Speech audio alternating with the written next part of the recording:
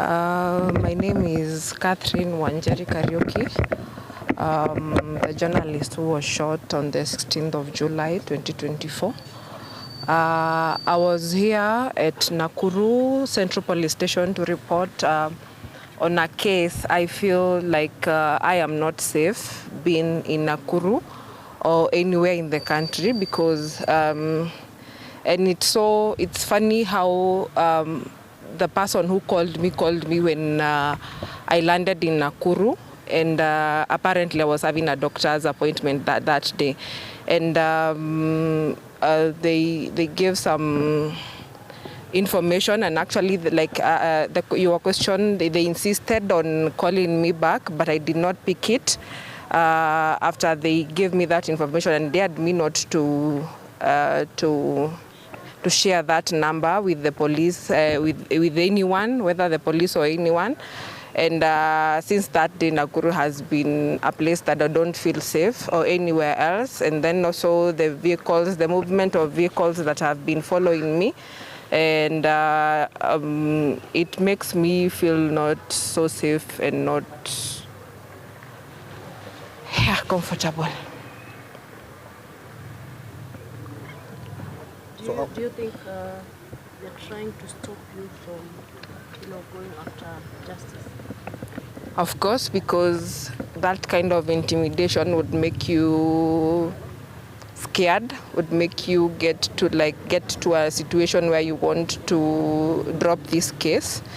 And apparently it's a thought that I've been having because, I felt if maybe they want to reach out to me, and if they cannot, they will go to my family. So it's something, it's a thought that I've been having, but the association has told me that the case is ongoing, and like you see now, we've been told that there is a hold at the DCI, and the more the case takes long, the longer I'll feel I'm not, because I know, and we all know that the person who shot me is out there, he's still working. And we don't know what powers they have in the National Police Service department. So I don't know what protection they have. So, and like I would say, I'm just a normal journalist. So for me, I have no protection because it's a police officer who shot me. So if it's a police officer who shot me, I'm just a mere human being loitering around Nakuru and everywhere that I go. I don't feel like I am safe. When that call came, and it was from that particular number, I have received hundreds and hundreds of calls, of missed calls. But now I don't pick new numbers. What I tell them, if you want, please text back. So if it's someone who is genuinely want to get to me, they will text me. So calls, yes, have been receiving numerous calls from different numbers. Yes. Unknown numbers. Yeah. This person is coming telling you, they know I am a police officer. That conversation that we had, I'm a police officer, and I know the particular person who, and actually they're using terminologies to make you think that maybe, I have a feeling he's a police officer, because even the terminologies, ammunition, whatever, those two terms to huku kwa police station. So yeah, it's maybe they had done their homework so well, so mimi wakaniuzia uoga is a police officer. So I don't know what their intention was, so I never got that time here to tell them come to the police officers, and it's only human for you to be desperate to get your justice. But now, after you sit down and think about it, now when you realize maybe this person is actually the person who shot me, who is trying to lure me. Someone wouldn't tell you don't dare share my number. There is no other threat more than that. Because if like now I share, to be honest, I don't know what is going to happen to me, because I don't know whether that person is a police officer. So even when I was coming here, I was feeling, I have too much tension. So this person tells you don't dare share that number. I've come, I've shared, I've given a presser. So I don't know if I'm safe, because there is nothing much that we have done other than writing the statement. So am I safe? And I was told that I should not share that information with anyone. Yeah. My name is Joseph Openda, the chairperson of the Nakuru Journalists Association. Here with me is Ms. Catherine Wanjeri, who was involved in a shooting incident on July 16th, where she was shot by police officers in the line of duty. With me here is the Vice Chairperson of the Nakuru Journalists Association, Mr. Gilbert Ngeno.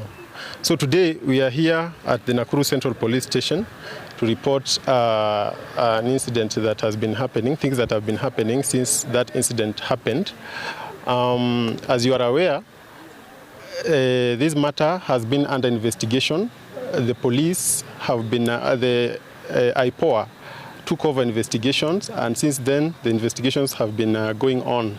But while the investigations were going on, Ms. Wanjeri has also been coming to Nakuru for treatment.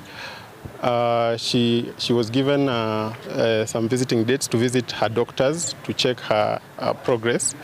But anytime she comes to this place, she has been receiving, she has been experiencing some incidents that we feel amount to intimidation and threat to her life. So today we came to report these issues.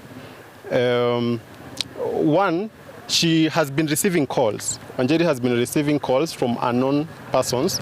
These people are calling her without identifying themselves, informing her that they have information that can lead to, that can help her know the person who shot her. But the fact that this person doesn't want to be identified, we feel like the person doesn't have good intentions. And since then, she has been forced to avoid some calls, just to avoid receiving these kinds of calls, because the person was requesting her for a meetup so that he or she can show her the person who shot her. Also, she has been accosted by some vehicles which she doesn't know what they want, because at around her premises where she stays, there have been some movement of vehicles, something that never used to happen before the incident happened. And we felt as the association it was important for her to make this formal complaint to the police so that investigations can be done, and the people who are doing this, the people who are following her and calling her, can be identified, and her security can be guaranteed. With the investigation, we feel like these incidents or these intimidations have something to do with the investigations that are going on, and possibly maybe the person might be wanting her to drop the push for justice.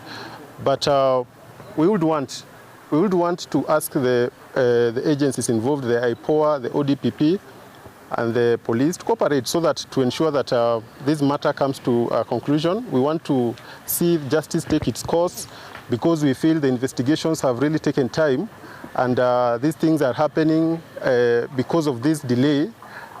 And if this person can be identified, the person, the culprit who did the shooting, if they can be identified in time, maybe we can avoid these kind of intimidations. At the moment, the IPOA says they are still waiting for a report from the DCI before they can forward the file to the ODPP. And we just want to request this agency, the DCI, to speed up this investigation so that we know the next course of action. I also want to bring to the attention of the public that a number of journalists have reported also receiving calls from these people who claim to have this information. But the funny thing is that they are not identifying themselves. So I don't know how this information is going to help us if you just give information, we cannot verify that information, and you also don't want to identify yourself. So we would want to request them to kindly, if they have any information that may lead to or may help this case, to report to the IPOA and share this information with them so that they use it as part of their investigation, instead of just calling random journalists without giving us information that can help us follow up with this matter in any way. So as an association, we really want to condemn whoever is trying to intimidate our member, and we want to call them to stop. Let them stop, and if anything, let them approach the relevant agencies and share this information with them.